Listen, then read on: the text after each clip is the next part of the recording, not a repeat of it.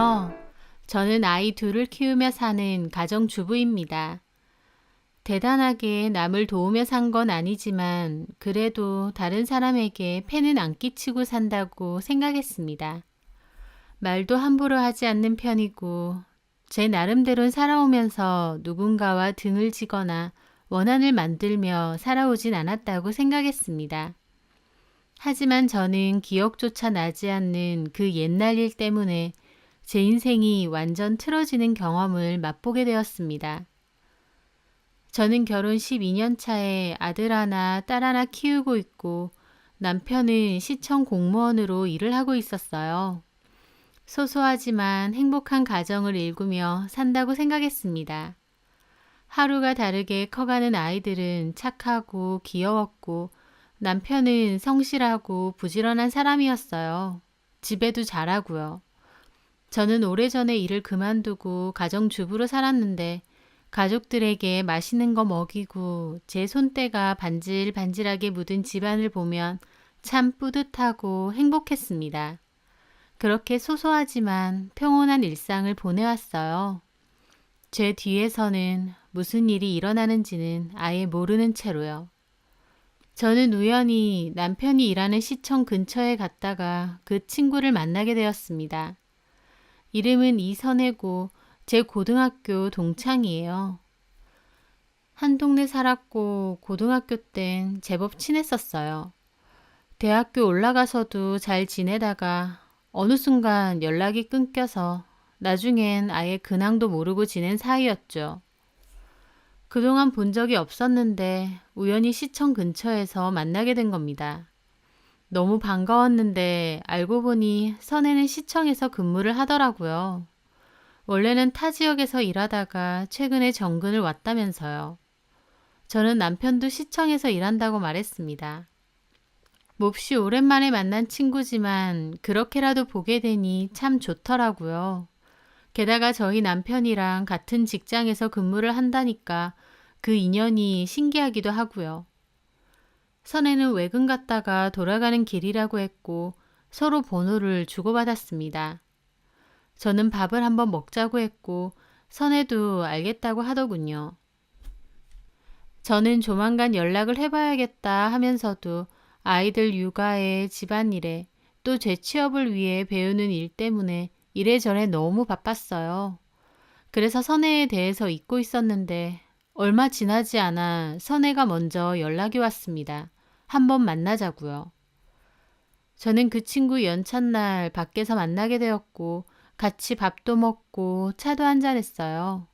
이런저런 대화를 나누었는데 선혜는 짧은 결혼 생활 끝에 이혼을 한 번 했고 혼자 산다고 했습니다. 자식은 따로 없고요.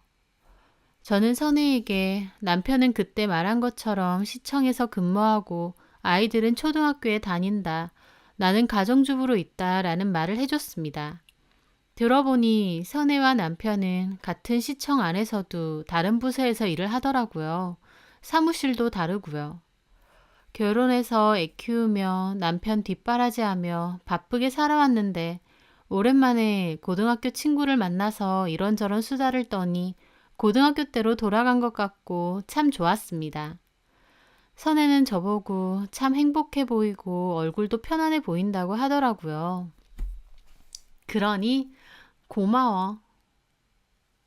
너는 예전에도 느꼈지만 참 복이 많아.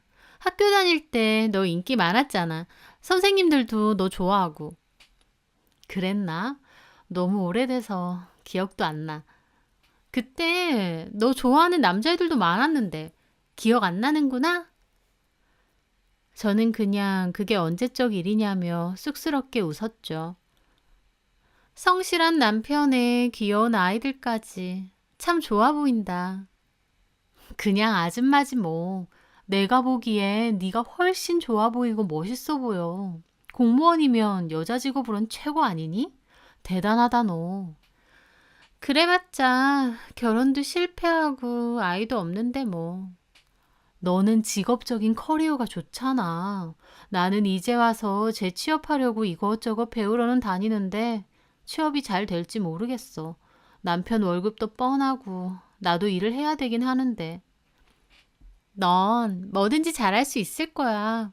고등학교 때도 그랬잖아. 저는 저를 붙돋아주는 선혜가 참 고맙더라고요. 고마워. 그렇게 말해줘서. 그러면서 우리가 연락이 끊긴 일에 대해서도 얘기했어요. 선혜는 그때 자기가 몸도 안 좋고 개인 사정으로 대학교도 휴학했고 집에서 1년 정도 지냈었다고 하더라고요.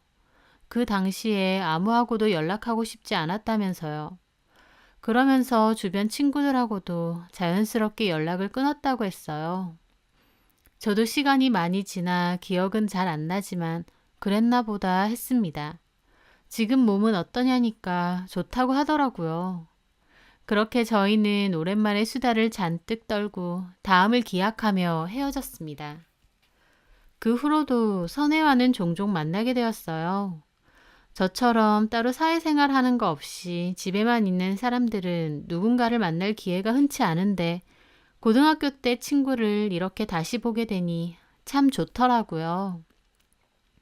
그래서 저도 종종 혼자 사는 선혜를 위해 밑반찬도 해줬고 선혜도 저에게 립스틱이나 커피 쿠폰 등을 한 번씩 보내줬어요.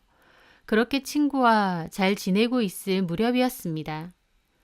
그런데 그맘때 이상하게 남편의 행동이 의심스러워지기 시작했습니다. 평소엔 안 그러던 사람이 집에서 폰도 너무 자주 보고 퇴근도 늦어질 때가 많았습니다. 폰도 필요할 때 말곤 확인도 잘 안 했는데 이상하게 그때쯤엔 누구랑 그렇게 대화를 하는 건지 실실 웃으며 폰에 코를 쳐박고 살더라고요. 물어보면 그냥 일 때문에 동료랑 얘기하는 거라고 얼버무리고요. 뭔가 남편의 행동이 이상하다는 생각은 들었지만 저의 노파심이라고 생각했습니다. 그런데 그 현장을 직접 보게 된 거였어요. 남편은 원래 시청 내의 직원들이 하는 유기견 봉사 모임에서 활동을 했는데요. 한두 달에 한 번 간다고 했습니다. 그 주말에도 봉사를 갔다 온다고 했고요. 저는 아이들이랑 아이스크림을 사오는 길이었는데 저 앞에서 남편이 누군가의 차에서 내려서 막 웃으면서 손인사를 하는 겁니다. 누굴까 싶어서 보려고 했는데 밤인데다 다른 차들도 있어서 잘 보진 못했어요. 같이 봉사한 동료가 태워다 준 거겠지만 이상하게 낌새가 안 좋더라고요. 저는 엘리베이터 앞에서 기다리고 있는 남편을 불렀습니다. 여보! 남편은 제가 부르자 불에 데인 것처럼 깜짝 놀라더라고요. 그 모습이 더 이상했어요. 봉사 잘 갔다 왔어? 누가 태워줬어? 차에서 내리던데? 아, 동료 직원이 같이 봉사 다니는 애들이랑 아이스크림 사러 갔어? 애들이 먹고 싶대서 피곤하겠네. 너무 피곤하네. 얼른 들어가자. 하지만 남편은 거짓말을 하면 티가 많이 나는 사람이었어요. 딱 봐도 뭔가 저에게 숨기는 게 있는 것 같았죠. 콕 집어서 말할 순 없지만 뭔가 남편이 달라졌다는 건 느낄 수 있었어요. 그래서 저는 결국 남편 폰을 몰래 뒤지게 되었습니다. 차라리 눈으로 확인해야 속이 편할 것 같았거든요. 저는 제가 과하게 생각하는 거라고 생각했어요. 아니길 바랬던 마음이 더 컸죠. 그런데 남편 폰에서 저는 불륜의 흔적을 보게 되었습니다. 웬 여자랑 카톡으로 대화를 나누었던 거예요. 둘의 대화는 심상치 않더라고요. 그 여자 프로필 사진도 눌러봤는데 웬 바다 배경 사진만 하나 있고 얼굴 사진은 없었습니다. 이름 부분에는 닉네임도 없이 그냥 하트 하나만 있고요. 내용을 보니 회사에서 보자느니 내일 퇴근 후에 밥 먹으러 가자느니 보고 싶다느니 그런 대화를 주고받았더라고요. 그걸 보는데 정말 내 남편도 바람을 피는구나 싶었습니다. 아무리 바람 피는 남자들 많다고 해도 내 남편은 아니겠지라고 믿고 싶은 게 아내들의 마음이잖아요. 저도 폰을 확인하면서도 끝까지 아니길 바랬죠. 그런데 믿었던 대가가 이런 배신이라니 눈물만 나더라고요. 저는 그 대화들을 일단 제 폰에 저장을 해뒀습니다. 그리고 남편에게 따져야 될지 어떻게 해야 될지 고민했어요. 생각 같아선 당장이라도 자는 남편을 깨워서 화를 내고 싶었지만 다시 읽어보니 대화 자체가 좀 두루뭉술한 감이 많았어요. 분명 일상적인 동료와의 대화는 아닌데 직접적인 단어가 잘 없고 빠져나가려면 얼마든지 빠져나갈 수 있는 그런 뉘앙스를 풍겼거든요. 이걸 제가 남편에게 따져봤자 친한 동료라느니 장난이라느니 하면서 적당히 둘러대고 넘어갈 것 같더라고요. 제대로 된 증거를 잡아야겠다 결심했어요. 그래야 남편에게도 제대로 따지고 이혼을 하든 용서를 하든 뭐라도 할 수 있을 테니까요. 하지만 증거를 찾는다는 게 뭘 어떻게 해야 할지 모르겠더라고요. 밤새 인터넷을 뒤졌습니다. 이혼 관련 카페 같은 곳을 열심히 찾아봤어요. 남편 폰에 위치 추적 어플을 몰래 달아서 따라가 보라는 말이 많더라고요. 저는 일단 몰래 남편 폰에 어플을 깔긴 했어요. 그리고 종종 어플을 켜 위치를 지켜봤습니다. 그러다 보니 하루는 남편이 집이 아니라 엉뚱한 방향으로 가는 게 찍혔어요. 보니까 그쪽은 술집이나 모텔이 많은 유흥가 쪽이었고 저는 딱 걸렸다 싶어서 아이들은 TV를 보고 있으라 하고 집 밖으로 내려갔습니다. 하지만 택시 잡기도 힘들고 겨우겨우 가봐도 위치가 정확한 게 아니어서 그런지 찾는 게 꽤 어렵더라고요. 너무 힘들고 허탈하고 분통 터지고 남편에게 여기 왜 갔냐고 따지고 싶었지만 그러면 어플의 존재를 남편이 알게 되니 진짜 확실한 증거를 잡기 전까진 아무 말 할 수가 없었죠.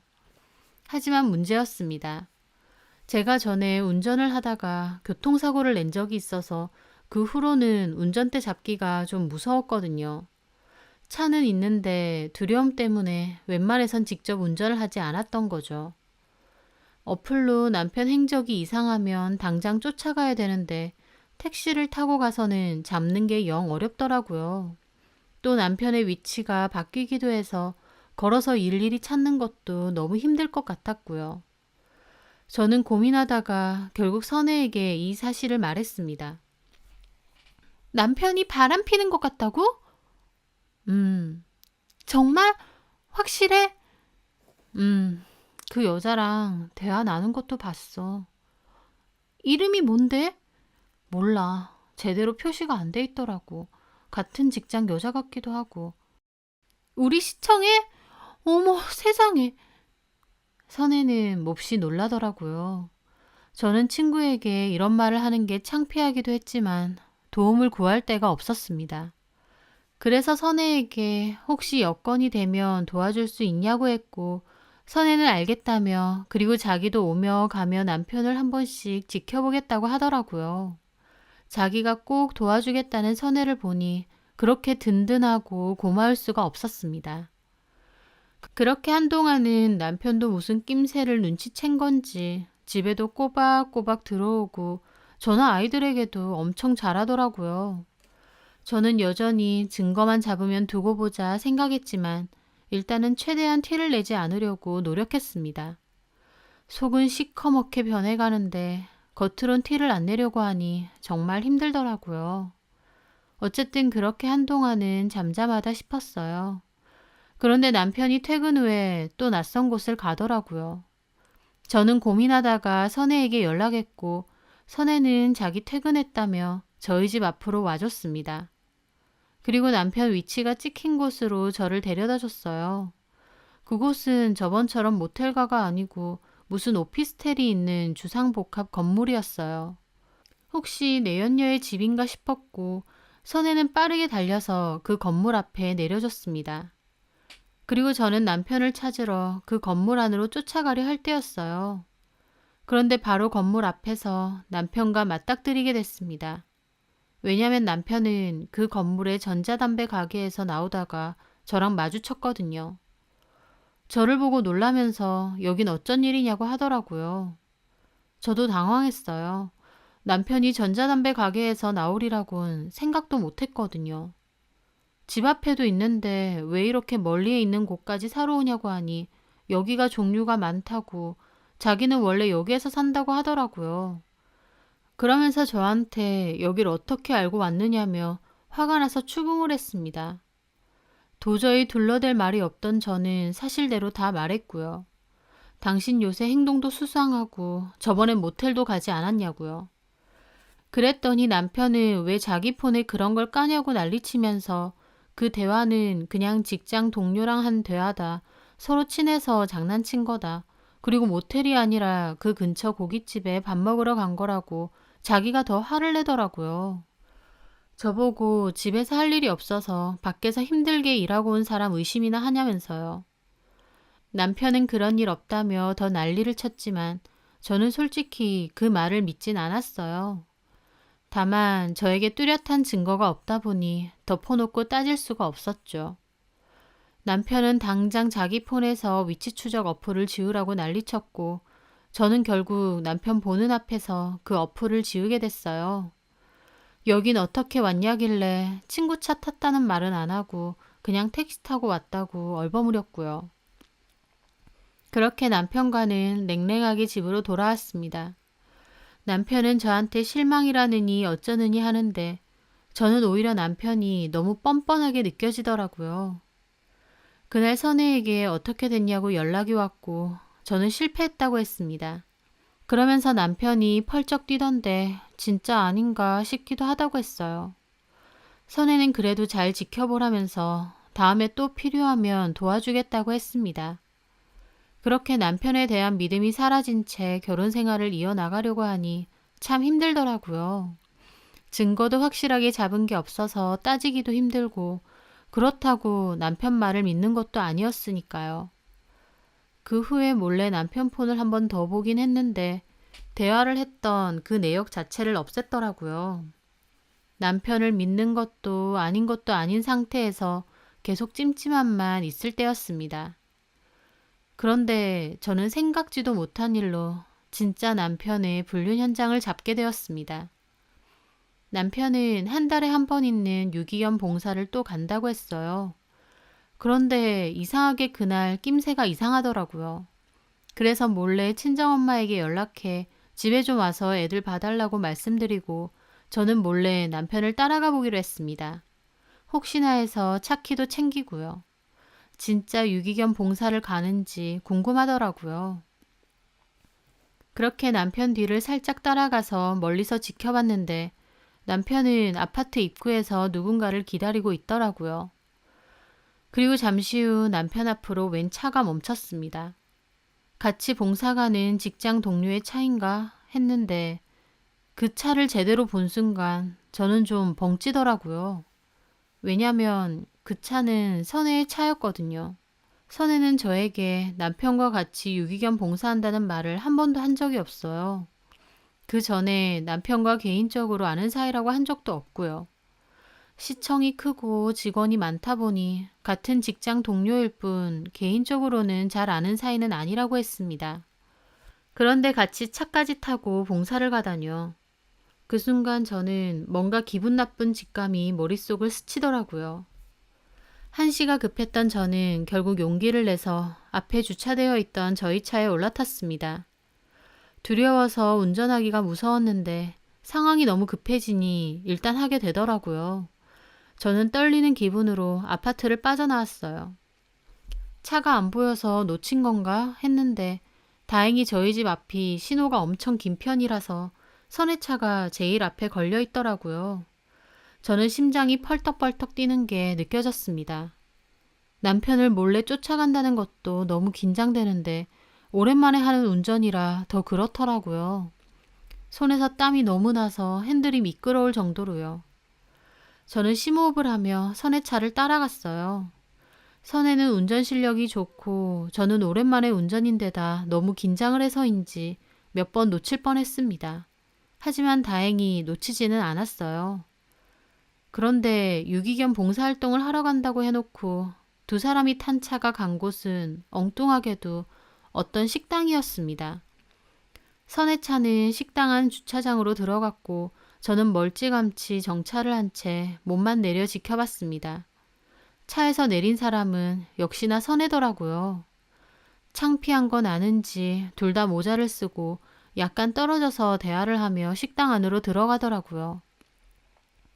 저는 쿵쾅대는 심장을 뒤로 한 채 둘을 따라 식당 안으로 들어갔습니다.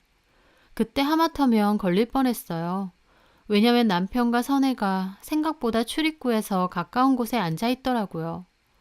저는 황급히 일행이 있는 척하면서 좀 떨어진 빈 곳에 가서 앉았습니다. 그리고 두 사람을 지켜봤어요.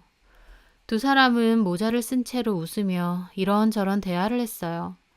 당장이라도 가서 여기가 유기견 봉사하는 곳이냐 하고 싶었지만 증거를 잡기 위해 저는 떨리는 손으로 핸드폰을 꺼냈죠.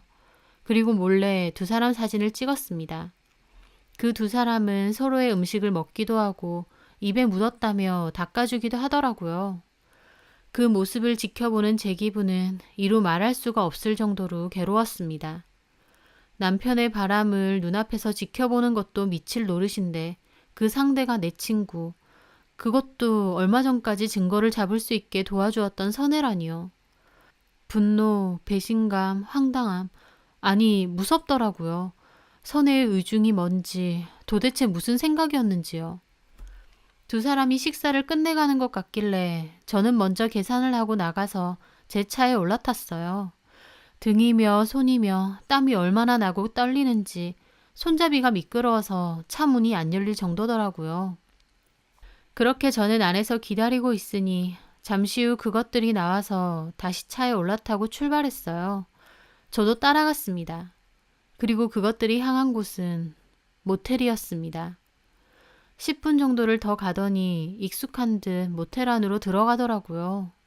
저는 분노로 이글이글하면서 그 모텔 안으로 따라 들어갔습니다. 그것들은 모텔 야외 주차장에 주차 후 내려서 함께 안으로 들어가기 직전이더라고요. 저는 제 차는 대충 세워놓고 내리자마자 그것들을 동영상으로 찍었어요. 너무 긴장되고 급박해서 동영상은 다 흔들리고 엉망이었지만 나중에 보니 그래도 얼굴은 다 나오긴 했더라고요. 제가 폰을 들이대며 소리를 지르자 남편도 기함하고 선혜도 얼굴을 막 가렸습니다. 제가 그러고 있자 남편이 폰을 뺏으려고 했고 저는 달려오는 남편 배를 발로 걷어 차버렸습니다. 무슨 힘이 나서 그랬는지 모르겠어요. 그때는 그냥 분노밖에 남아있지 않았거든요. 그렇게 한바탕 소란이 일어나자 모텔 사장님까지 쫓아나와 여기서 이러지 말라고 뜯어 말리더군요. 저는 너네 둘 다 가만 안 있을 거라고 하고 사장님이 남편을 잡고 있는 틈에 그대로 제 차로 돌아왔습니다. 너무 손발이 떨리고 정신이 아득해서 엑셀인지 브레이크인지도 헷갈릴 정도였어요. 한 번에 빠져나오지도 못하고 헛돌다가 겨우 그곳을 빠져나왔죠. 제가 차로 들이받을 것 같았는지 남편과 선혜도 놀라며 뒤로 피하더라고요. 진짜 무슨 정신이었는지 겨우겨우 집으로 오고 나서야 저는 핸들에 얼굴을 묻고 펑펑 울었습니다. 증거를 반드시 잡겠다고 했지만 그래도 한편으론 내가 틀린 것이길 바랬거든요. 남편이 유기견 봉사활동을 가길 바랬고 제가 헛다리를 짚길 바랬는데 결국 남편은 바람을 핀 게 맞았습니다. 그런데 더 충격적인 건 그 상대가 다른 사람도 아니고 선혜라는 거죠. 저는 두 사람에게 아주 제대로 뒤통수를 맞았습니다. 그날 집으로 올라가니 아이들은 TV 보고 있고 엄마는 주방에 있으시더라고요. 저는 엄마에게 잠깐 방으로 오시라고 했고 엄마 앞에서 또 펑펑 울면서 그 얘기를 다 했습니다. 엄마는 그것들이 사람이냐며 절대 용서할 수 없다고 길길이 날뛰셨고요. 1시간 정도 뒤에 남편이 부랴부랴 쫓아왔습니다. 저희 엄마는 너무 화가 나서 남편을 때리려다가 참았어요. 남편은 잘못했다며 차라리 맞겠다며 때리라고 하더군요. 저는 다 필요 없고 이혼할 거라고 했죠. 저는 엄마에게 아이들 잠깐만 데리고 나가달라 말씀드렸고 남편에게 따졌습니다. 죽어도 바람 아니라고 온갖 핑계대면서 우기더니 이게 바람 아니야? 유기견 봉사관대 놓고 모텔? 너 거기서 봉사했니 여태까지? 여보, 진짜 잘못했어. 처음이야, 진짜야. 처음 같은 소리 하네. 너 사람 끝까지 병신 쪼다로 보니?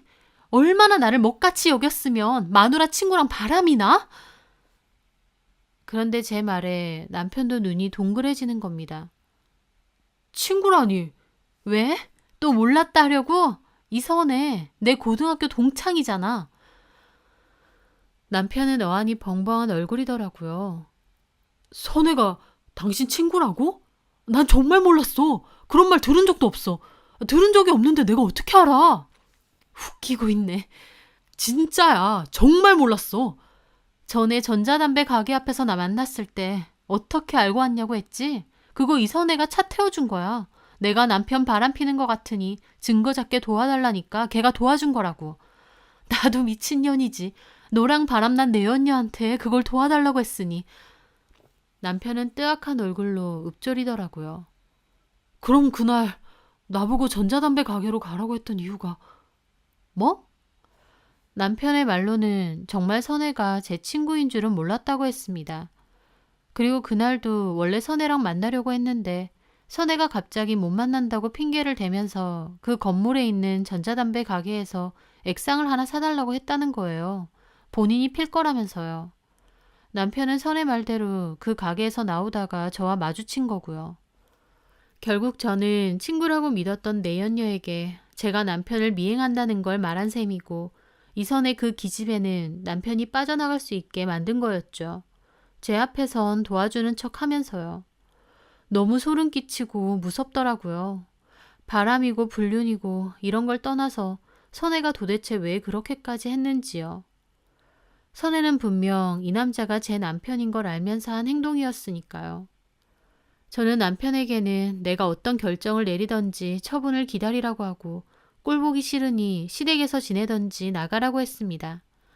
남편이 안 나간다고 버티길래 안 나가면 내가 나갈 거라고 하고 애들한테도 다 말한다고 하니 본인이 일단 짐 싸서 나가더라고요. 그리고 저는 다음날 선혜에게 연락했어요. 아주 태연하게 전화를 받더라고요. 기가 막히다는 표현으로 모자랄 정도로 뻔뻔한 그 자체였습니다. 우리 할 얘기가 좀 있지? 지금 갈 테니까 시청 앞으로 나와. 지금 바빠. 저는 진짜 열받더라고요. 야, 너 지금 상황 판단이 안 돼? 바빠? 아, 그래. 그럼 내가 직접 너 일하는 데로 올라갈게. 거기서 얘기하자. 알았어. 나갈게. 저는 뭐 이런 게 다 있나 욕을 하면서 일단 시청 앞 카페에 갔습니다. 제가 가니 이미 앉아서 기다리고 있더라고요. 저는 드라마에서 보던 것처럼 물이라도 뿌려주고 싶은 걸 겨우 참고 앞에 앉았습니다. 사람보다 무서운 거 없다더니 딱 너 같은 애를 두고 하는 말이네. 도대체 왜 그랬어? 왜 굳이 내 남편하고 이런 거야? 네 남편인 줄 알고 그랬던 건 아니야. 뭐가 아냐? 내가 내 남편 이름이며 부서도 얘기해줬는데. 그 전부터 만났어. 유기견 봉사 참여하면서 친해진 거야. 그러면 내 남편인 거 알고부터는? 알고 나서도 계속 만났다는 거잖아. 심지어 같이 증거 잡게 도와주는 척하면서. 이거 진짜 생또라이네. 묵묵부답. 아무런 말도 하지 않더군요. 뭐가 이렇게 뻔뻔한 건지. 10년 만에 나타나서 고작 한다는 게 남의 남편 뺏고 남의 가정 망가뜨리는 거니? 너 이혼했다고 했지? 너 이혼한 거 사실 바람펴서 그런 거지? 너 이거 처음 아니지? 제 말에 선혜가 오히려 저를 노려보더라고요. 아니거든? 아니긴 뭐가 아냐. 여기 발령 온 지도 그렇게 오래 안 됐다며. 근데 오자마자 유부남하고 바람을 펴? 너 진짜 소름 끼친다. 제 말에 선혜가 코웃음 치며 그러더군요. 그러는 넌? 내가 뭐? 선혜는 저를 빤히 노려보더니 그러더군요. 너 기억 안 나니? 뭘? 네가 먼저였잖아. 내 남자 뺏은 거. 저는 이게 무슨 자다가 봉창 두드리는 소린가 했어요. 너 잠꼬대 하니? 갑자기 뭔 소리 하는 거야? 기억 안 나? 대학교 때 나랑 사귀던 남자 이면석 기억나지? 갑자기 선혜의 입에서 엉뚱한 소리가 나왔습니다. 이름조차 희미한 옛날 남자친구였거든요. 누구? 이면석?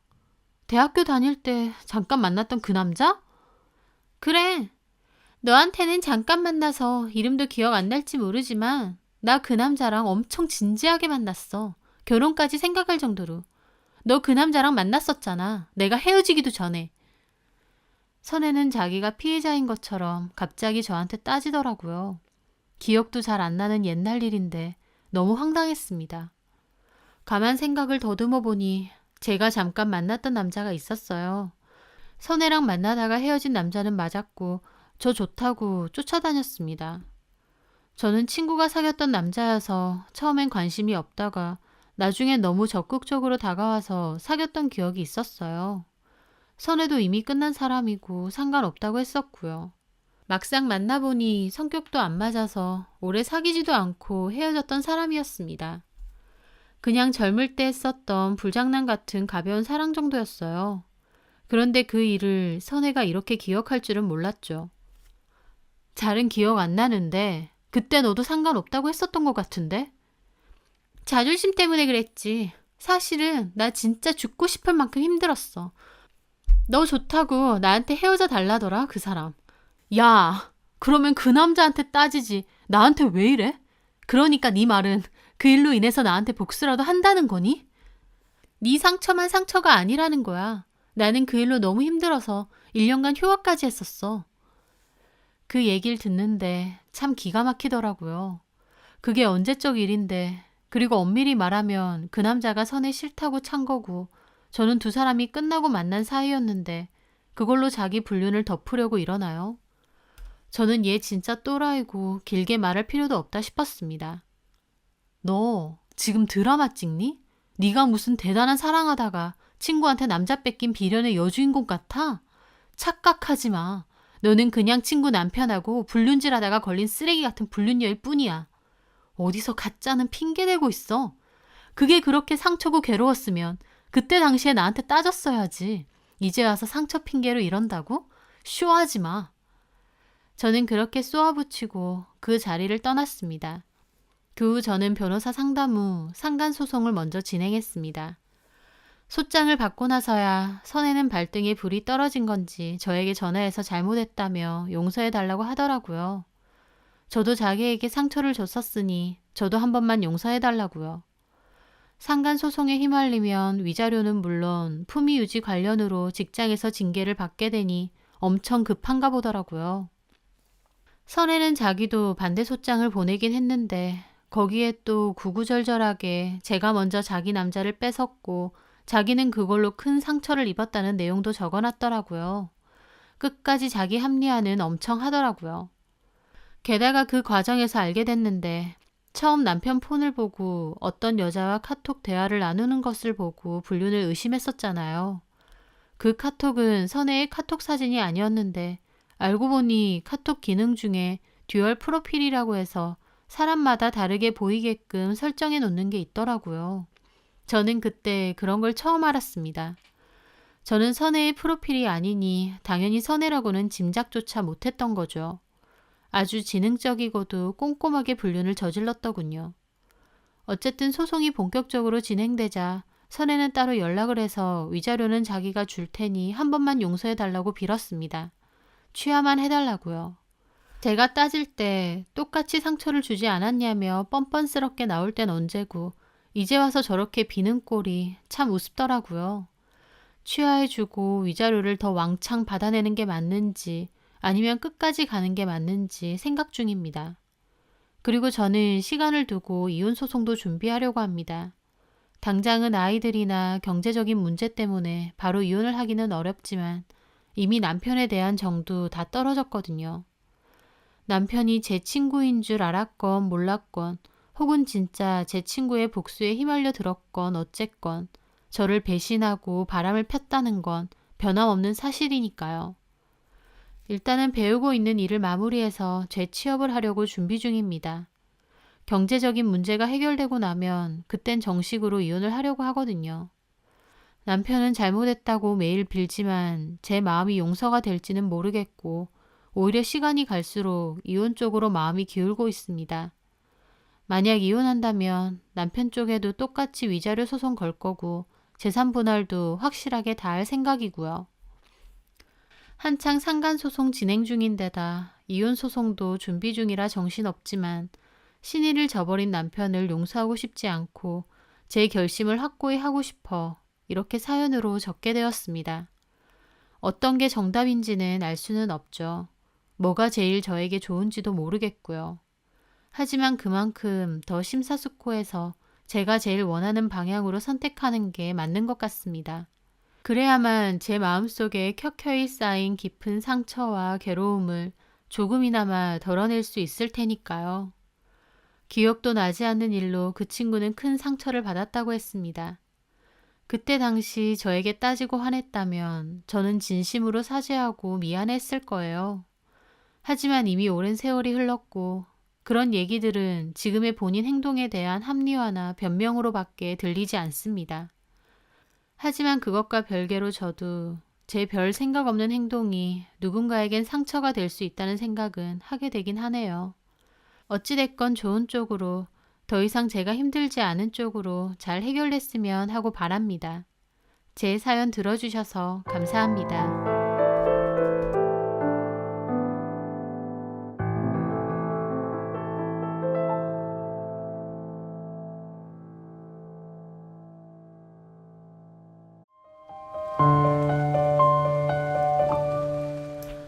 안녕하세요.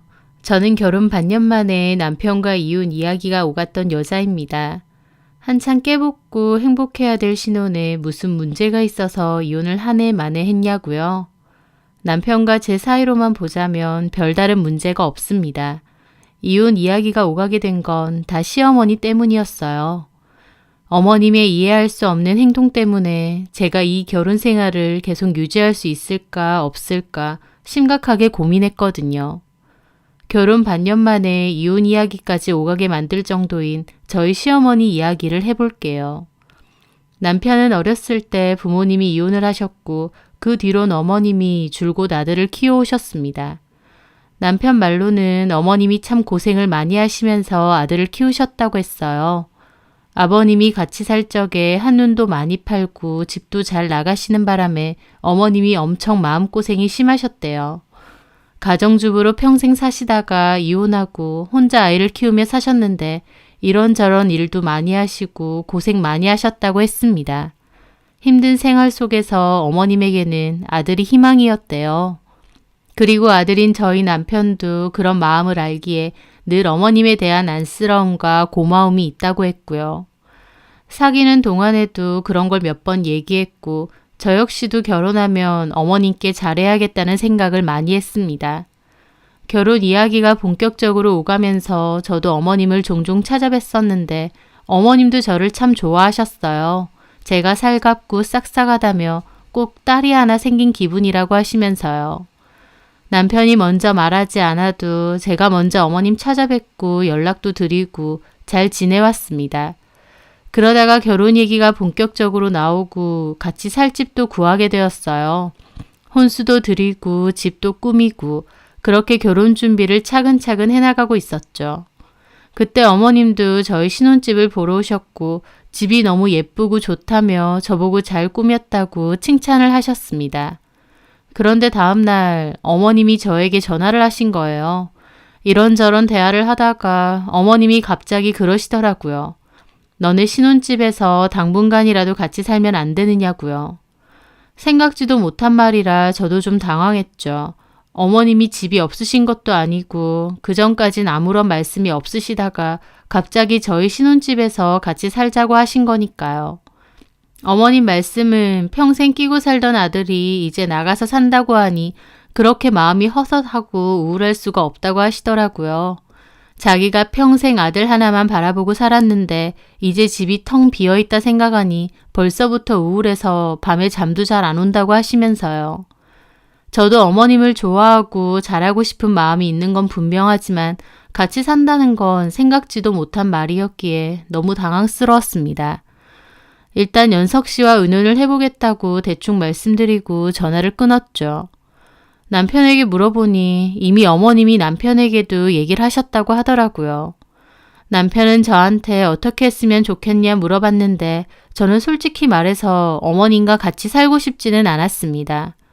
자주 찾아뵐 수는 있겠지만 같이 사는 건 또 다른 문제니까요. 하지만 애초에 집을 구할 때 어머님이 돈을 많이 보태주신 것도 있고 또 어머님이 좀 위태로워 보이셔서 저도 걱정이 되긴 했습니다. 그래서 의논 끝에 딱 1년만 모시고 살자고 했어요. 어머님도 1년 정도면 그래도 지금처럼의 상실감까지는 안 느끼시지 않을까 했었거든요. 남편도 고맙다고 했고 어머님께도 이야기를 전했습니다. 저희 집에서는 어머님이 너무 유난스럽다고 자식 결혼시키고 헛헛한 건 그럴 수 있지만 기어코 본인 집 놔두고 신혼집에서 같이 살아야겠느냐 하셨어요. 하지만 저는 어머님이 워낙 마음이 여리고 아들에게 의존을 많이 하신 분이라 그렇다고 도리어 저희 부모님을 설득했죠. 그렇게 결혼을 하게 되었고 어머님과 함께 신혼생활을 시작하게 되었습니다. 막상 살아보니 약간 조심스러운 것도 있었겠지만 그렇다고 엄청 불편한 정도까지는 아니었어요. 왜냐면 남편이나 저나 회사 생활을 계속했고 저는 일의 특성상 야근을 하는 날도 많았거든요. 제가 퇴근하고 오면 어머님은 이미 들어가서 주무실 때도 많았기 때문에 별로 마주칠 일도 많지 않았습니다. 퇴근하고 오면 남편과 거실에 껴안고 앉아서 영화를 보기도 하고 또 어머님이 깨실까 몰래 야식을 만들어 먹기도 했어요. 새벽 늦게까지 침대에 누워 두런두런 이야기를 할 때도 있었고 어머님이 잠드시면 조용히 나가서 밤 산책을 하거나 맥주 한잔 하고 올 때도 있었죠. 어머님이 함께 사시긴 해도 그래도 나름의 신혼은 즐기고 있었으니 별 문제가 없었습니다. 그런데 두어 달이 지났을 때였어요. 자려고 누웠는데 남편이 뭔가 우물쭈물 망설이더니 저에게 조심스레 묻더라고요. 혹시 엄마한테 서운하고 섭섭한 거 있냐고요. 저는 황당한 기분으로 그게 무슨 말이냐 되물었습니다. 아니, 시어머니랑 같이 살다 보니까 자기도 따로 힘든 게 많을 것 같아서. 저는 그냥 웃었죠. 괜찮아. 그래? 그럼 됐어. 하지만 남편은 말과 달리 뭔가 석연치 않은 얼굴이더라고요. 왜 그러는지 물어볼까 하다가 남편도 자리를 뜨는 바람에 그냥 말았습니다. 그런데 얼마 뒤 남편이 회식을 하고 돌아온다고 했는데요. 술에 잔뜩 취해서는 침대에 가만히 앉아 있는 겁니다. 얼른 씻고 안 자냐고 했더니 남편이 그러더라고요. 여보, 우리 엄마랑 같이 사는 거 많이 불편하지? 또 그러는 겁니다. 또다시 그러니까 저도 뭔가 이상하더라고요. 저는 힘들다고 한 적도 없고 그런 내색을 한 적도 없는데요. 왜 자꾸 힘드냐 그래? 시어머니랑 같이 사니까 스트레스 많이 받나 싶어서. 아니라고 했잖아. 저는 뭔가 남편이 할 말이 있는데 안 한다는 느낌이 들더라고요. 그래서 무슨 말을 하고 싶으냐고 채근을 했죠. 그런데 남편 입에서 나오는 말이 너무 충격적이었습니다. 엄마가 전화가 와서 펑펑 우시더라고. 어머님이? 왜? 엄마가 자기 때문에 좀 속상하고 서운하신 것 같아. 내가 뭘 어쨌길래? 요즘은 내가 야근이 많고 자기는 좀 일찍 퇴근하잖아. 그래서 자기랑 엄마랑 둘이 있는 시간이 좀 길잖아. 근데 둘이 있을 때 엄마가 뭐 자기한테 물어보면 묻는 말에 대답도 잘 안 하고 없는 사람 취급한다면서. 지나갈 때도 일부러 치고 지나갈 때도 많고 거실에 같이 있게 되면 굳은 얼굴로 방으로 휙 들어가면서 피한다고. 저는 남편에게 그 말을 듣고 입이 떡 벌어졌습니다. 뭐라고? 내가 그랬다고? 엄마가 좀 예민하게 받아들이실 수도 있어. 하지만 엄마 입장에선 우리 집에서 얹혀있다 생각하시니까. 잠깐만, 내가 어머님한테 그랬다고? 저는 정말 기가 막혔습니다. 이게 다 무슨 소린가 했죠. 저는 어머님을 싫고 귀찮다고 생각한 적도 없고 더욱이 그런 개념 없는 행동을 한 적이 없는데 어머님은 제 행동 때문에 상처받고 섭섭하시다는 거였어요. 저는 그 순간 내가 진짜 그렇게 한 적이 있나 되짚어봤습니다. 제 딴에는 아무렇지도 않은 행동이었는데 어머님이 오해하실 수도 있으니까요. 하지만 아무리 생각해도 별다른 게 없었어요. 아무리 생각해도 나 그런 적 없어. 제 말에 남편은 한숨을 푹 내쉬더라고요. 그래, 물론 자기도 그런 의도는 없었는데 엄마가 좀 예민하게 생각하실 수도 있으니까. 아니, 진짜 그렇게 한 적이 아예 없다니까? 어머님한테 한번 여쭤보자. 지금 엄마 자잖아. 그래, 그럼 내일 여쭤보자. 나는 그런 적이 없는데 어머님이 그렇게 생각하셨다니까 오해는 풀어야지. 남편은 한숨을 내쉬며 알겠다고 하더라고요. 그날 저는 황당한 기분으로 잠을 설쳤습니다. 그리고 다음날 퇴근하고 오자마자 남편과 어머님 방으로 들어갔죠. 그리고 어머님께 여쭤봤습니다. 어머님, 연석 씨한테 이야기 들었는데요. 어머님이 뭔가 오해를 하신 것 같아요. 제가 언제 어머님을 치고 지나가고 또 어머님이 말씀하시는데 무시했나요? 저 아무리 생각해도 그런 적 없어요. 그런데 어머님이 제 말에 남편과 저를 번갈아 보시더니 힘없이 고개를 끄덕이시더라고요. 그래, 뭐 내가 다 오해한 거지 뭐. 진아는 그렇게 생각 안 했는데 내가 예민했나 보다. 어머님, 어떤 부분 때문에 서운하셨던 건지 구체적으로 얘기해 주세요. 저 진짜 몰라서 그래요. 어머님은 제 눈치를 힐끗 보시더니 그러는 겁니다. 네가 내가 뭐 물어봐도 대답도 잘 안 하고 둘이 있으면 말도 거의 안 하는 거 맞잖아. 방에만 있고. 제가요? 그래, 며칠 전에도 퇴근하고 와서 밥 먹었냐 해도 바로 방으로 쌩. 그리고 연석이 나오기 전까지 나와보지도 않았잖아. 저는 지난 날을 되짚어봤습니다. 그날은 제가 회사에서 샌드위치 먹다가 체한 날이었고 몸이 너무 안 좋았어요. 집에 와서 어머님이 밥 먹었냐 하시길래 샌드위치 먹다 체했다고 어머님께 손 좀 따달라고까지 했습니다. 어머님은 자기는 그런 거 할 줄 모른다고 하셨고요. 그래서 제가 약 먹고 방에서 좀 누워있겠다고 말씀까지 드렸어요. 남편 퇴근하고 올 때까지 몸이 피곤해서 내내 누워있었고요. 그런데 그걸 이렇게 말하시는 겁니다. 그 순간 저는 어이없는 것도 없는 거지만 어머님이 며칠 되지도 않은 일을 왜 정확하게 기억 못 하실까? 혹시 어디가 아프신 건가? 라는 생각이 먼저 들더라고요. 어머님, 혹시요, 요즘 어디 안 좋으세요? 뭐 깜빡깜빡 하신다던가 잠을 잘 못 자신다던가. 제 말에 갑자기 어머님이 도끼 눈을 뜨고 저를 노려보시더라고요. 너 그게 지금 무슨 말이야? 내가 치매라도 되냔 말이야? 아니요, 그건 아닌데 제가 그때 분명히 몸이 안 좋다고 말씀드렸고. 그래, 내가 치매인가 보다. 그래서 엄한 며느리를 잡고 있나 보네. 어머님은 길길이 화를 내시더니 저나 남편 다 꼴보기 싫다고 나가라고 하시더라고요. 그렇게 어머님 방에서 쫓겨나게 됐는데 남편도 저한테 화를 내는 겁니다. 엄마한테 치매니 뭐니 왜 그렇게 얘기를 하느냐고요. 며칠 되지도 않은 일인데 어머님이 아예 다르게 기억하시니까. 남편도 한숨만 푹 내쉬더니 자리를 뜨는 겁니다. 저는 너무 답답하고 찝찝한 기분이 들었죠. 어머님이 왜 저에게 화가 나고 섭섭한 건지, 제가 뭘 잘못한 건지 가늠도 안 됐거든요. 그 뒤로 행동할 때 특히나 조심스러웠죠. 저는 별 생각 없이 한 행동인데 어머님은 오해하실 수도 있으니까요. 그렇게 찝찝한 기분으로 시간이 지났는데 얼마 뒤 또 일이 생겼습니다. 제가 그날은 늦게 퇴근을 하고 집에 왔는데 남편이 화가 나 있는 겁니다. 무슨 일이냐니 남편이 저에게 따지는 거예요. 어제 엄마한테 집안일 왜 똑바로 안 하냐 하시면서 엄마 손목 잡아 당겼다며? 그 말에 저는 너무 기가 막혔죠. 그게 뭔 소리냐니까 어머님이 남편에게 전화해 우시면서 그냥 집으로 돌아가겠다고 하셨다는 겁니다. 내가 어머님 손목을 당겼다고? 그래, 설거지 제대로 안 되어 있다고 똑바로 보시라고 당겼다며. 저는 진짜 환장을 노리시더라고요. 어머님 손목은커녕 머리카락 하나 스친 적이 없는데 저는 그 길로 어머님 계신 방으로 다시 달려갔죠. 어머님 왜 그러세요? 제가 언제 어머님 손목을 당겼어요? 어제 같이 드라마 보다가 어머님은 피곤하시다고 먼저 들어가셨잖아요. 제가 길길이 따지니까 어머님도 큰 소리로 따지시더라고요. 네가 어제 설거지가 똑바로 안 되어 있다고, 집에서 놀면서 설거지 하나 똑바로 못하냐고, 온 접시에 기름기가 가득하다고 하면서 한번 보시라고 내 팔 당겼잖아. 저는 그 말에 말문이 턱 막히더라고요.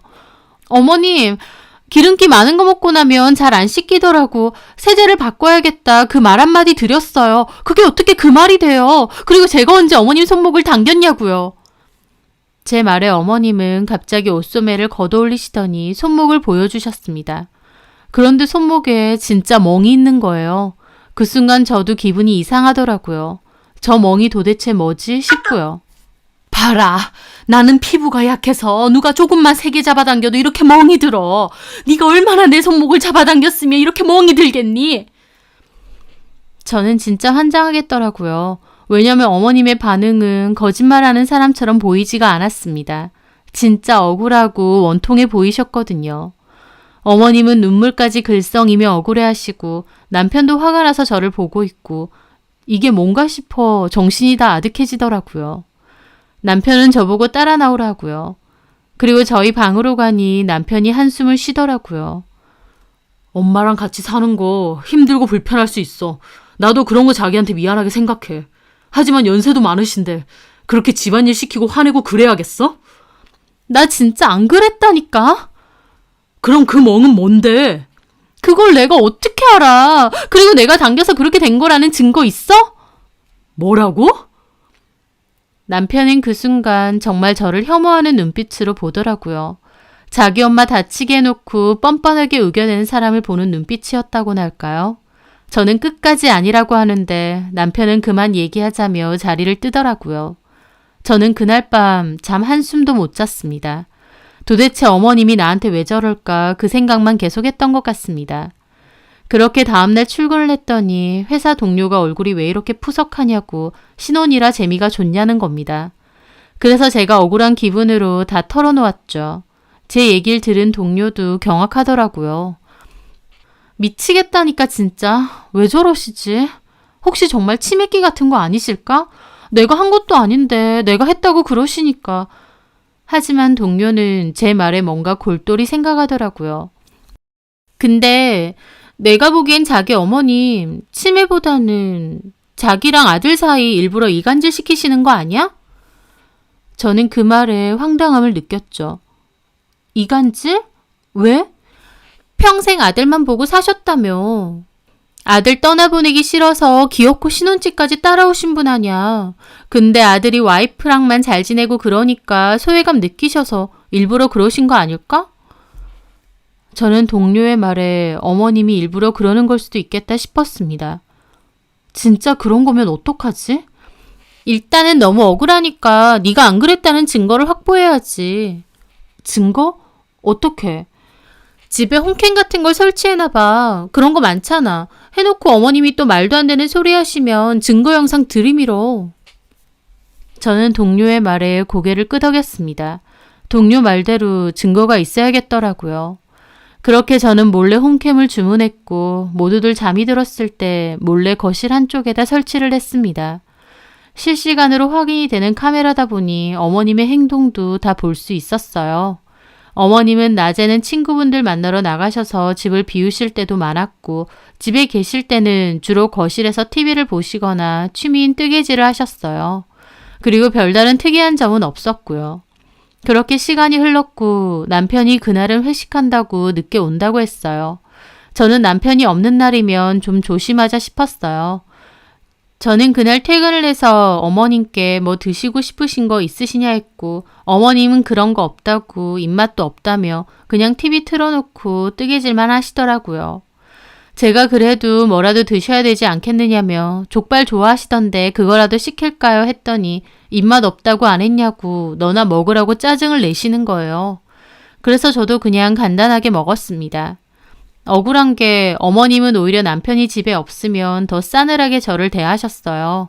그래서 아무런 대화 없이 밥 차려 먹고 거실에서 책을 보고 있었는데 어머님이 오히려 제가 불편한지 뜨개질 도구 챙겨서 방에 확 들어가 버리시더라고요.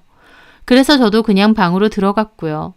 그리고 다음날 저는 일을 하는데 남편이 문자로 오늘 저녁에 얘기 좀 하자고 일찍 들어오라는 거예요. 딱 봐도 뭔가 화가 난 것 같더라고요. 그 순간 저는 또 어머님이 남편에게 전화를 했구나 싶었고 부랴부랴 홈캠을 돌려봤습니다. 그런데 저는 거기서 충격적인 장면을 보게 되었죠. 그날 저녁 퇴근해서 와보니 남편과 어머님이 거실 소파에 앉아있고 남편도 몹시 화가 나 있더라고요. 그전 같았으면 저도 너무 당황스러웠겠지만 그날은 저도 아무 표정 없이 앉았습니다. 너무 화나기도 하고 또 어머님이 뭐라고 했나 생각하면서요. 당신이 원하는 게 뭐야? 뭐가? 엄마랑 같이 사는 게 싫어서 이러는 거야? 이번엔 뭐라고 하셨는데?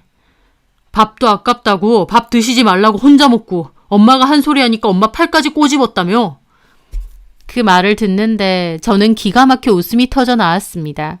남편과 어머님은 경악스러운 표정으로 저를 보고요. 웃어? 이게 웃기니? 너무 웃겨. 어머님 대단하시다. 매번 그렇게 새로운 이야기 짜내는 것도 일일 텐데. 뭐야? 어머님, 이건 모르셨나 보네요. 저는 거실에서 홈캠을 꺼냈습니다. 그건 뭐야? 카메라? 나 너무 억울해서 몰래 설치했어. 어제 일 다 찍어놨거든? 내가 밥 혼자 먹고 어머님 팔까지 꼬집었다고. 나 진짜 어이가 없네. 카메라에 뭐가 찍혔는지 내가 보여줄게. 저는 오늘 낮에 찍혔던 녹화 영상을 보여줬습니다. 남편들 그걸 보더니 눈이 휘둥그레지고 어머님도 어쩔 줄 몰라 하시더라고요. 영상에는 TV를 가만히 보시던 어머님이 갑자기 옷소매를 걷더니 팔을 막 꼬집으시는 게 다 찍혔거든요. 홈캠이고 멀리서 찍혀 엄청 정확하진 않지만 팔을 꼬집는 어머님 표정이 너무 굳어 있어서 섬뜩하기까지 하더라고요. 저는 그리고 바로 어제 녹화되었던 영상도 보여주었습니다. 제가 어머님한테 식사하자고 하고 어머님은 너나 먹으라고 귀찮아하시는 모습, 제가 옆에 앉으니 자리 확 피하시는 모습까지 다 찍혀 있었죠. 남편은 너무 충격받아서 멍하게 그걸 보고 있고 어머님은 길길이 날뛰시더라고요. 너 미쳤어? 말도 안 하고 이런 걸 몰래 설치해놔? 네가 제정신이야? 너 진짜 무서운 애구나. 어머님, 제 입장에선 어머님이 훨씬 무서워요. 말씀해 보세요. 도대체 왜 자꾸 거짓말 하시는 거예요? 저한테 이러시는 이유가 뭐냐고요? 하지만 어머님은 끝까지 아들한테 제가 그랬다고 하더라고요. 제가 무슨 의도로 이런 걸 찍었는지 모르겠는데 이거 진짜 제가 그런 거 맞아. 하지만 영상을 다 본 남편은 혼란스러운 얼굴로 화를 내더라고요. 엄마, 그만 좀 하세요. 여기 다 찍혀 있잖아요. 왜 이러시는 거예요, 진짜? 남편이 소리를 지르자 어머님도 더 이상 아무 말 못 하시더라고요. 그래서 저도 그랬죠. 어머님 치매도 아니고 어디 아픈 것도 아니야. 그냥 며느리 마음에 안 들어서 이런 짓까지 하시는 분인 거야. 이렇게 싫어하셨으면서 애초에 결혼을 왜 허락하셨어요? 내가 이거 안 지켰어 봐. 당신 엄마 갈수록 더한 짓도 했을 사람이야. 어머님은 끝까지 아니라고 이것도 다 제가 조작해서 만든 거라고 하셨고 남편도 넋이 나간 표정이더라고요. 자기 엄마가 이런 사람일 거라고는 생각도 못했을 테니까요. 저는 너무 화딱지가 나서 그대로 방으로 들어갔고 어머님과 남편도 거실에서 아무 말 없이 한참을 있는 것 같았어요. 그리고 몇 시간 뒤 남편과 어머님의 대화 소리가 들리더라고요. 남편이 왜 이랬느냐 물었고 어머님은 한참 말이 없으시다가 미안하다고 평생 너 하나 보고 살았는데 결혼하고 나서 아들 뺏긴 기분 들었다고 내가 잘못했다고 그러시더라고요. 남편은 기꺼이 시어머니랑 같이 살자고 하는 여자가 요즘 어디 있느냐고 다 같이 행복하게 살 수 있는데 왜 이런 짓을 저지르시냐고 원통하게 따졌어요. 어머님도 미안하다고만 계속 그러시고요. 어머님이 진짜 미안해야 할 사람은 아들보다 저 아닌가요? 하지만 어머님은 아들에게만 진심으로 미안해 하시더군요. 그래서 저도 나가서 물었습니다. 어머님 아들 다시 데리고 살고 싶으셨던 거죠? 아니다.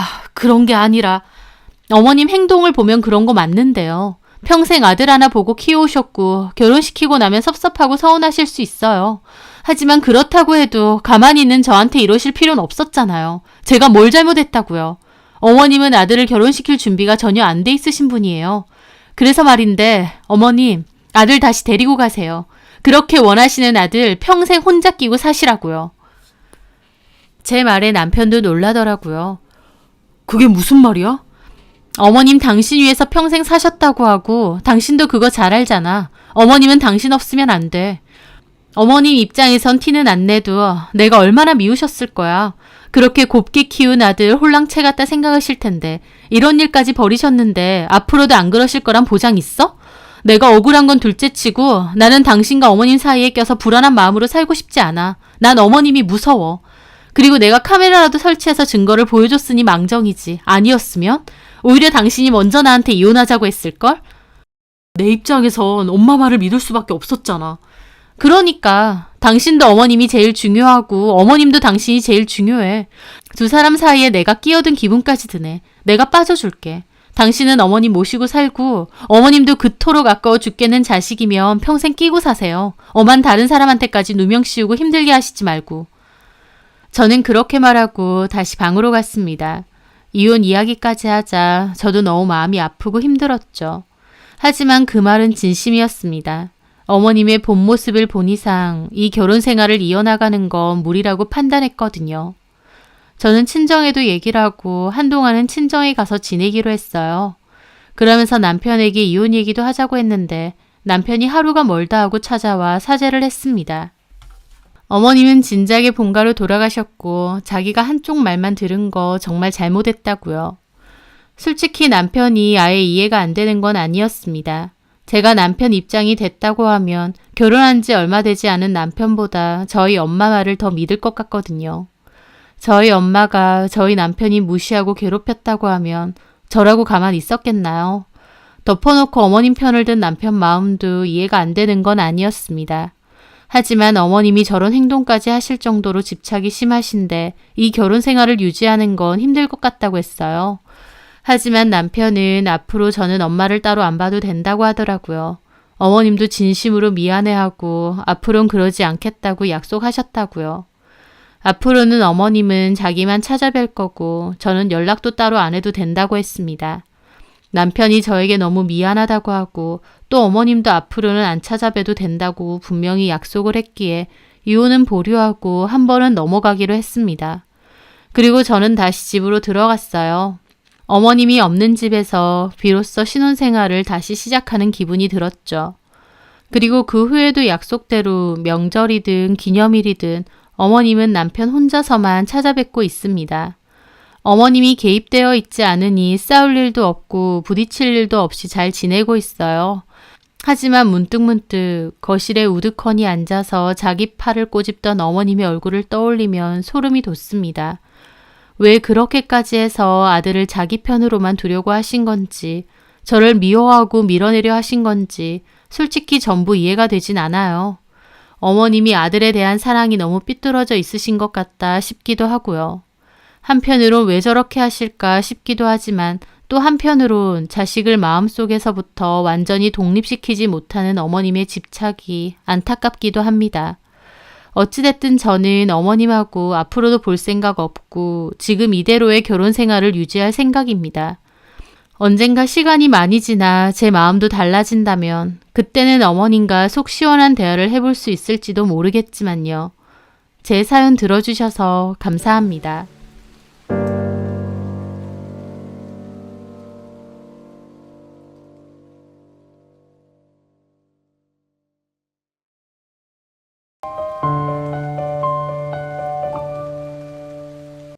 안녕하세요. 저는 결혼한 지 고작 한 달 만에 이혼 도장을 찍게 된 여자입니다.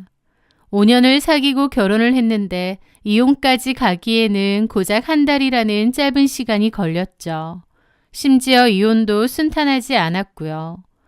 혹시 저와 비슷한 처지에 계신 분들이 있다면 제 이야기를 듣고 힘을 내셨으면 하는 마음에 사연을 보내게 되었습니다. 지금부터 기막힌 사연을 이야기해볼까 합니다. 제 전남편의 이름은 최문성이고 20대 중반부터 5년이라는 긴 시간을 연애했습니다. 소개를 받았는데 처음엔 둘 다 취준생이었어요. 그러다 제가 먼저 취업을 했고 남친은 계속 취업이 안 되었죠. 남친이 경제적인 능력이 없다 보니 제가 데이트 비용도 거의 내고 그랬는데요. 주변 친구들은 왜 사서 고생을 하냐, 남자가 능력이 없으면 자격지심만 생긴다며 그냥 헤어지라는 소리도 곧잘 했습니다. 하지만 그때 제 눈에는 단단히 콩깍지가 씌워져 있었고 제가 참 많이 좋아했던 것 같아요. 그래서 제가 데이트 비용을 다 내는 것도 모자라 심지어 그에게 종종 용돈을 쥐어주며 기죽지 마, 넌 반드시 될 사람이야 라고 응원까지 했습니다. 지금 생각해보면 제가 무슨 부모도 아니고 뭘 그렇게까지 하면서 그런 놈을 만났나 싶은데요. 그때 당시엔 사랑하면 그 정도는 당연히 해야 되는 줄 알았습니다. 저는 제 옷 한 벌, 화장품 하나 사는 것도 아까워했는데 그 사람에게 쓰는 건 별로 아까워하지 않았으니 참 어리석으면서도 한편으론 사랑이 참 미련한 여자였죠. 남친은 원하던 회사가 있었는데 그 회사의 취업을 도와주기 위해 저까지도 발벗고 노력을 했습니다. 그의 자기소개서를 첨삭해주고 회사 인재상과 면접 기출문제를 분석해 예상 질문도 뽑아주었죠. 주말에는 모의 면접관이 되어 면접 연습도 해주고 면접날 입고 갈 양복이 없다며 풀 죽어 있는 그를 데려가 멀끔한 정장도 사주었습니다. 어찌 보면 제 청춘과 열정을 그 사람에게 다 바쳤다고 해도 과언이 아닐 겁니다. 누군가에게 그렇게 마음과 정성을 쏟을 수 있는지 저도 그때 처음 알았죠. 저의 정성이 하늘에 닿았는지 그는 사귄 지 1년 반 정도 되었을 무렵 그토록 원하던 기업에 합격을 했습니다. 합격 문자를 받은 날 저는 제 일이 잘 풀렸을 때보다 더 기뻐서 펄쩍펄쩍 뛰며 합격을 축하해 주었죠. 그리고 그를 취업시켜준 그 회사가 너무 고마워 제 월급을 털어 그 회사의 주식까지 제법 샀을 정도였습니다. 참 미련했지만 후회 없이 제 모든 것을 다 몽땅 퍼줬던 사람이었던 것 같아요. 그 남친은 그 회사에 다녔고 저희는 그 후로도 잘 만났습니다. 누가 먼저 말하지 않아도 당연히 결혼을 전제로 만났기에 만나면서도 자연스럽게 미래를 그렸어요. 결혼을 하면 이렇게 하자, 결혼을 하면 아이는 몇 명 낳고 어디에서 살고 등등 그런 결혼 후의 생활에 대한 이야기를 참 많이 했죠. 그렇게 시간은 흐르고 흘러 남친과 제가 만난 지도 5주년이 되었을 때였습니다. 저희는 결혼을 하기로 했습니다. 남친이 프로포즈를 하거나 그랬던 건 아니고 오래 만났기에 그냥 자연스럽게 결혼 이야기가 나왔던 것 같아요. 만난 지 5년 정도가 되었기에 서로에게 설레고 들뜬 감정보다는 안정적이고 편안한 감정이 더 컸어요. 하지만 오히려 결혼하기엔 이런 감정이 더 좋을 거라고 생각했습니다. 그렇게 양가 부모님께 인사도 드리고 상견례도 하고 웨딩홀도 계약하고 집도 알아보러 다니고 천천히 하지만 행복함을 느끼며 결혼 준비를 해나갔습니다. 결혼을 준비해보니 이래저래 해야 할 게 많더라고요. 저희는 신혼집으로 계약해둔 집에 들어가서 먼저 살고 있었습니다. 같이 살면서 결혼 준비도 조금씩 하고 있었죠. 그런데 결혼을 한 달 정도 앞둔 시점에 남친은 대리로 승진을 하게 되었습니다. 승진 소식을 들었을 때 너무 기뻤습니다. 이제 결혼을 앞두고 있는데 승진까지 했으니 이게 다 좋은 징조다. 다 좋은 일만 있다고 생각했죠. 다만 남친은 눈코 뜰 새 없이 바빠졌습니다. 당연히 함께하던 결혼 준비도 제가 전부 해야 했죠. 아직 계약을 덜 하거나 더 알아봐야 할 것들도 좀 있었는데 남친이 너무 바빠지면서 그런 건 전부 저 혼자 해야 했습니다. 남친은 저에게 미안해했죠. 승진하자마자 프로젝트를 맡게 돼서 정신이 없어. 미안해. 아니야. 회사 일이 바쁜 건데 뭐가 미안해. 자기가 오히려 고생이지. 그리고 결혼 준비하는 거 바쁘긴 해도 재밌어. 얼마든지 나 혼자 할 수 있으니까 걱정 말고 회사 일이나 신경 써. 이제 승진도 했으니 앞으로 쭉쭉 나가야지. 고마워 자기야. 그렇게 말해줘서.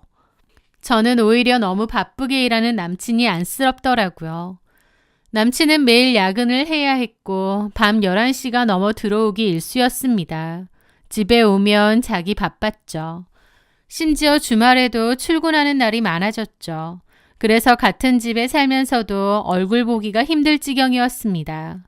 저는 남친이 너무 고생인 것 같아 안쓰럽고 건강이 걱정되었습니다. 힘들게 들어간 회사이고 이제 승진까지 했으니 본인은 얼마나 더 열심히 하고 싶고 욕심이 생기겠나요. 그렇게 고생하는 남친이 안쓰러웠고 이제는 남편이잖아요. 제가 나서서 챙겨야 했죠. 그래서 몸이 축날까봐 비싼 영양제를 사서 챙겨 먹이고 보약까지 지어 먹였습니다. 남친은 저에게 벌써부터 내조를 받는 기분이라며 좋다고 고맙다고 하더라고요. 남친은 회사 일이 너무 바쁜 탓에 결혼 바로 직전까지도 일을 해야 했습니다. 결혼식이 일요일인데 금요일, 토요일까지 워크숍을 가야 했으니까요.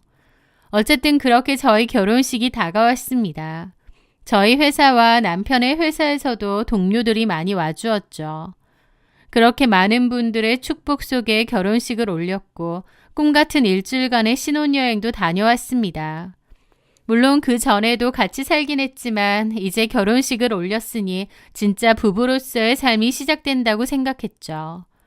하지만 그 행복한 신혼의 단꿈은 딱 일주일 만에 아주 처참하게 산산조각이 났습니다. 그날 퇴근하고 집에 왔는데 제 휴대폰 배터리가 방전된 거예요. 충전기를 꽂아두고 급하게 인터넷으로 검색할 게 있어 소파에 덩그러니 놓인 남편의 휴대폰을 집어들었죠. 저희는 5년을 연애하면서도 서로의 프라이버시는 존중했기 때문에 단 한 번도 상대방의 폰을 궁금해하거나 훔쳐본 적이 없었습니다. 그래야 된다고 생각했고 또 그만큼 믿었으니까요. 그래서 좀처럼 남편의 폰을 보는 일은 없었는데 그때는 급하게 검색해 볼 게 있어서 별 생각 없이 홈 버튼을 눌렀죠. 그런데 잠금조차 되어 있지 않은 화면에 떡하니 켜져 있는 카카오톡 채팅방 하나. 상대방 이름은 영업지원 2팀 조성아 대리였고 처음엔 직장 동료랑 업무 이야기를 했나 보다라고 생각했습니다. 그래서 얼른 창을 닫으려던 찰나 대화 내용 맨 마지막 줄에 얼핏 보이는 단어 하나가 제 심장을 덜컥 내려앉게 만들었죠.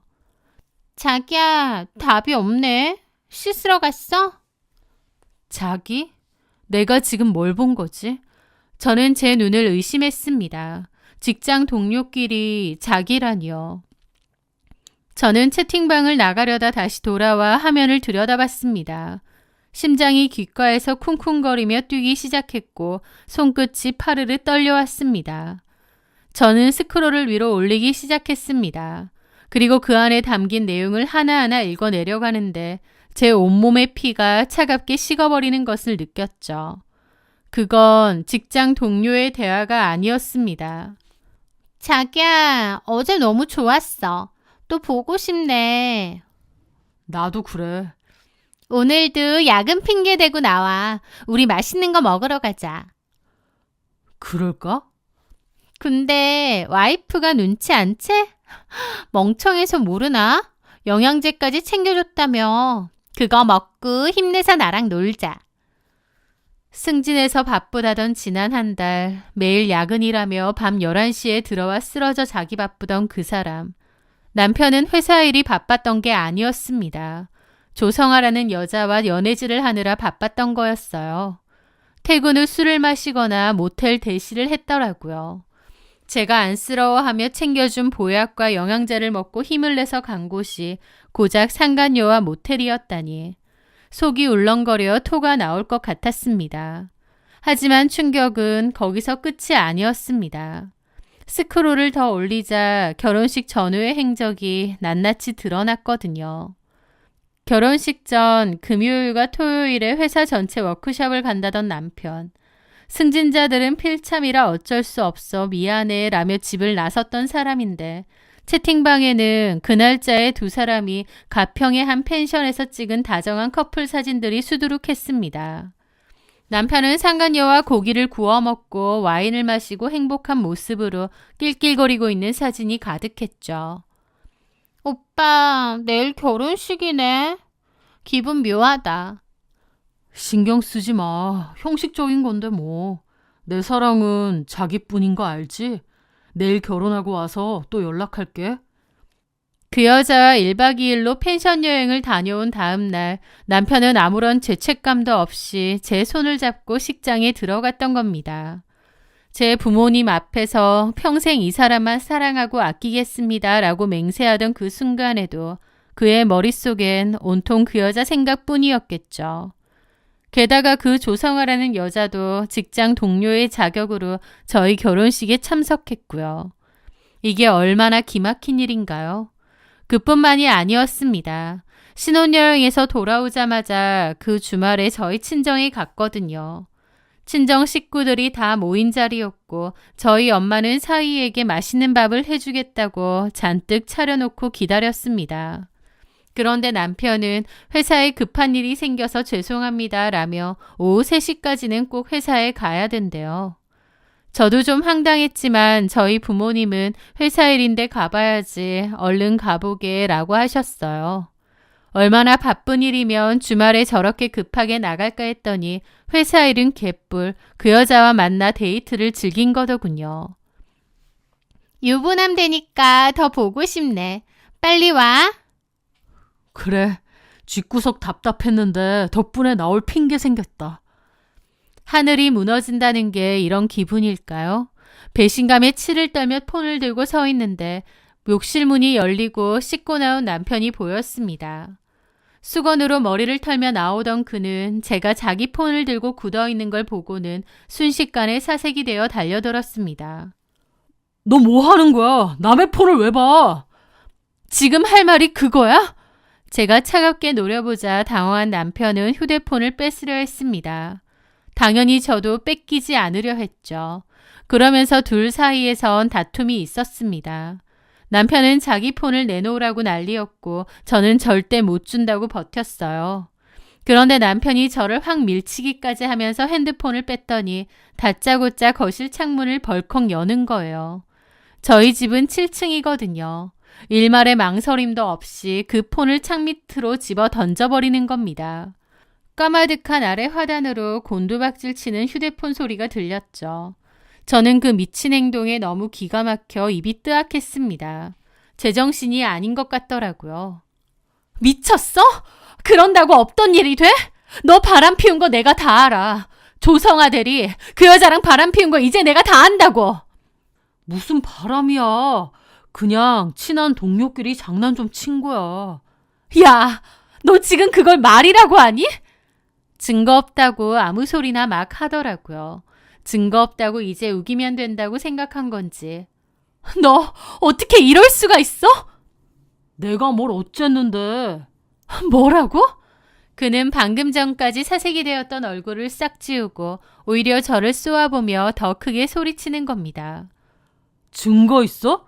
네가 뭘 봤는데. 그냥 친한 직장 동료랑 농담 따먹게 한 거 가지고 사람을 왜 몰아세워? 그리고 내 핸드폰은 왜 보는데?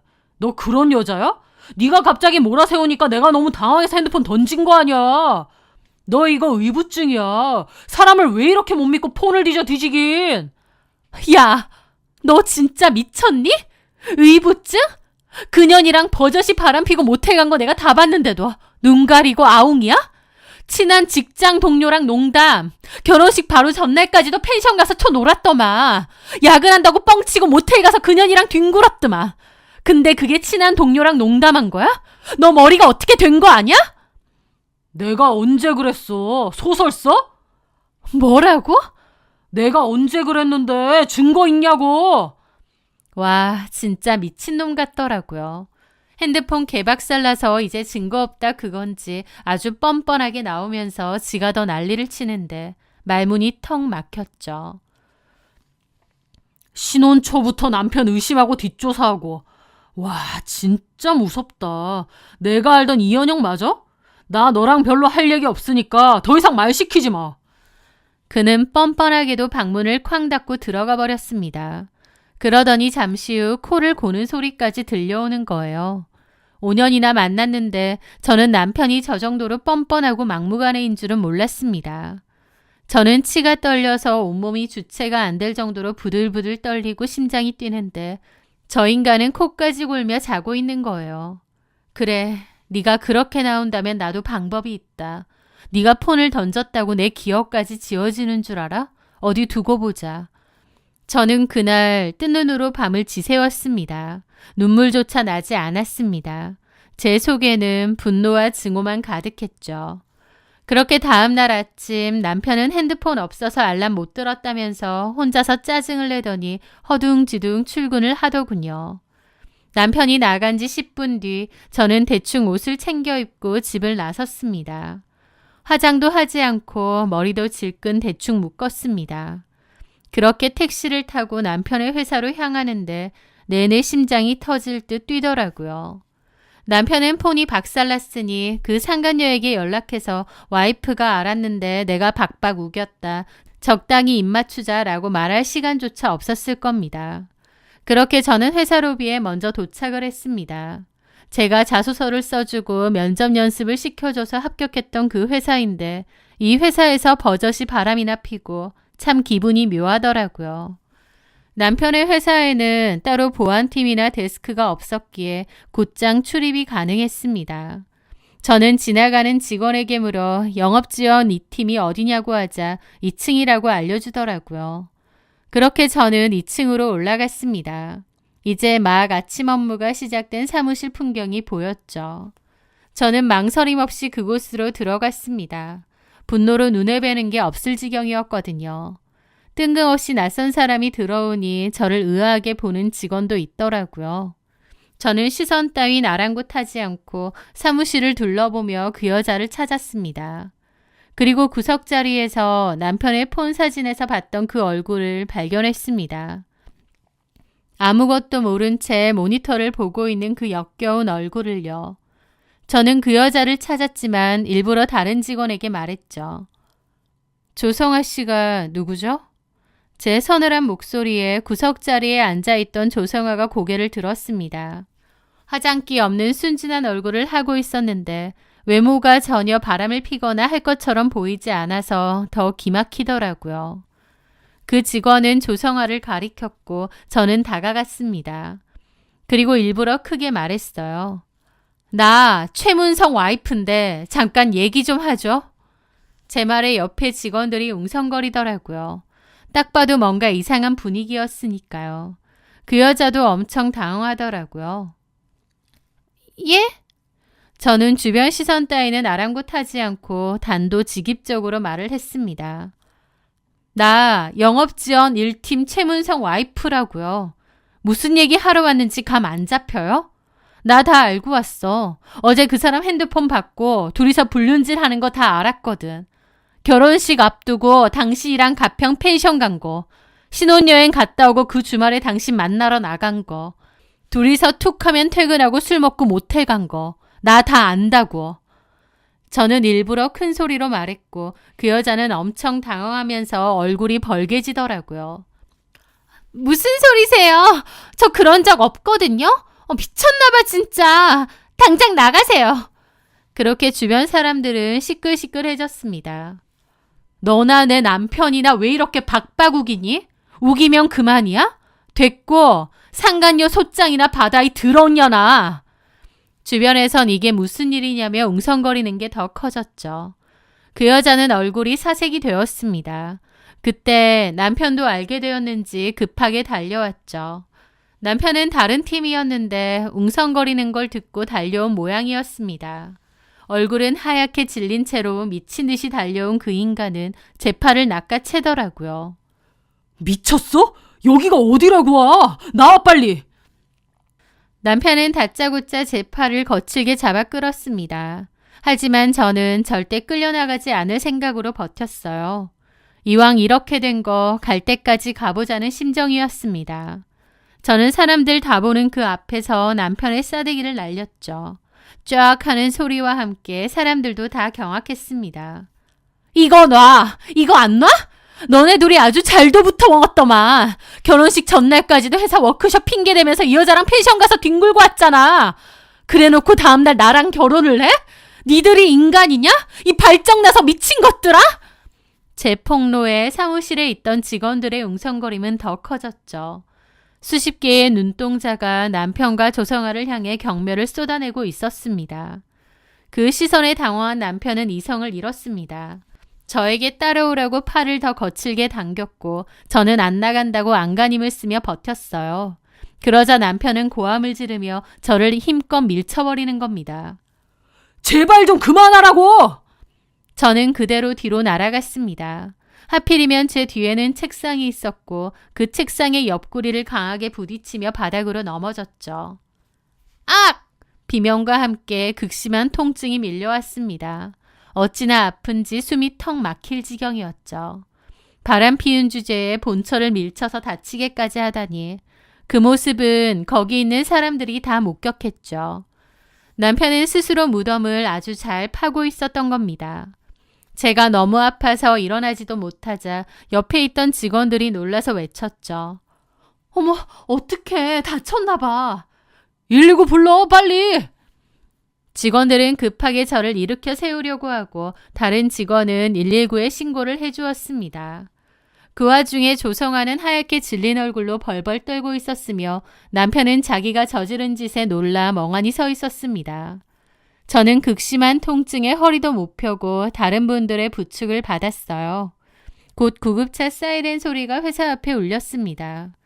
그러면서 회사 전체가 그야말로 발칵 뒤집혔고 다른 층에 있는 사람들까지 다 알게 되었죠. 저는 병원에 실려가 전치 사주 진단서를 끊었습니다. 다행히 뼈는 괜찮고 타박상은 심하더라고요. 그러다가 전에 듣게 되었는데 알고 보니 그 상간녀 조성아 대리도 유부녀였더라고요. 더 기가 막힌 건 그녀의 남편 또한 같은 회사 생산직에 근무하고 있었다는 겁니다. 남편이 같은 건물에 있는데 겁도 없이 사내불륜을 저지르고 있었던 거죠. 최문성이 조성아와 바람을 피우다가 회사에 찾아온 본처를 밀쳐서 구급차까지 부르게 만든 사건. 이 믿기 힘든 소문은 삽시간에 전 사원에게 퍼졌고 결국 현장에서 일하던 상간녀의 남편 귀에도 들어간 모양이었습니다. 나중에 전해 듣기로는 그 소식을 들은 상간녀의 남편이 눈이 뒤집혀서 몽키 스패너를 들고 기획팀 사무실로 쳐들어왔다고도 하더라고요. 어딨어? 최무생이 개자식이 내 마누라랑 놀아나? 오늘 너 죽고 나 죽자. 그는 제 남편의 멱살을 잡아 끌었고 제 남편은 겁에 질려 다른 동료들에게 경찰 좀 불러달라고 고함을 질렀대요. 그 꼬라지가 아주 우스웠다고 하더군요. 그 일로 회사는 정말 쑥대밭처럼 뒤집어졌다고 하더라고요. 남편과 그 여자는 회사에서 개망신을 당한 것은 물론 품위 유지 위반, 사내 질서문란, 그리고 폭행 사건 연루로 징계위원회가 회부되어 즉시 해고를 당했습니다. 이 바닥이 좁은데 동정업계에는 소문이 파다하게 났으니 재취업은 꿈도 못 꿀 겁니다. 저는 남편의 폭행으로 인해 상해 진단서를 받았어요. 그리고 그날 남편이 폰을 집 밖으로 집어던져 개박살이 났잖아요. 사실 남편이 잠든 후 1층에 그걸 주우러 갔는데 불행 중 다행으로 메모리 카드는 멀쩡하더라고요. 그래서 복구했고 사진 증거도 다 얻어낼 수 있었습니다. 그렇게 이혼 소송과 위자료 소송을 걸었는데 남편은 한 번만 봐달라, 내가 미쳤었다, 다시는 안 그러겠다며 매달렸지만 완전히 문전박대했습니다. 눈 하나 깜짝하지 않고 위자료를 최대로 청구했고 그간의 정신적 피해 보상까지 받아내며 단칼에 이혼했죠. 결혼 한 달 만에 겪은 일이라기엔 너무나 스펙터클하고 참담했습니다. 5년의 사랑이 이렇게 허무하고 더럽게 끝날 수 있다는 사실에 한동안은 밥도 못 넘길 정도로 힘들었죠. 하지만 오히려 결혼 생활이 더 이어지기 전에 혹은 아이가 생기기 전에 그 인간의 추악한 밑바닥을 본 게 어쩌면 다행일지도 모른다는 생각이 들기도 하더군요. 그리고 참 아이러니하게도 세상 일이라는 게 정말 알다가도 모르는 것 같아요. 남편이 그 회사에 합격했을 때 제 일처럼 너무 기뻐서 제 비상금을 털어 사두었던 그 회사의 주식. 이혼 후 기막히게도 그 회사의 초대형 호재가 터졌고 남편의 해고와 더불어 제가 가진 주식창에는 빨간불이 켜지며 연일 상한가를 쳤습니다. 저는 주식을 전량 매도했고 높은 수익률을 얻으며 이득을 얻었어요. 그 돈은 마치 그 인간이 저에게 준 고통과 배신을 위로하는 것 같기도 했습니다.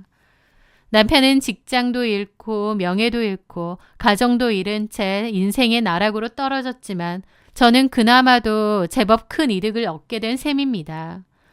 사람은 배신해도 돈은 배신하지 않는다는 말이 뼈저리게 와닿더군요. 쓰레기는 쓰레기통에 버렸으니 이제 저는 꽃길만 걸어가려 합니다. 그 인간에게 복수하는 가장 좋은 방법은 제가 보란듯이 행복하게 잘 사는 것일 테니까요. 제 인생의 진짜 봄날은 이제부터 시작입니다. 지금까지 제 긴 사연 들어주셔서 감사합니다.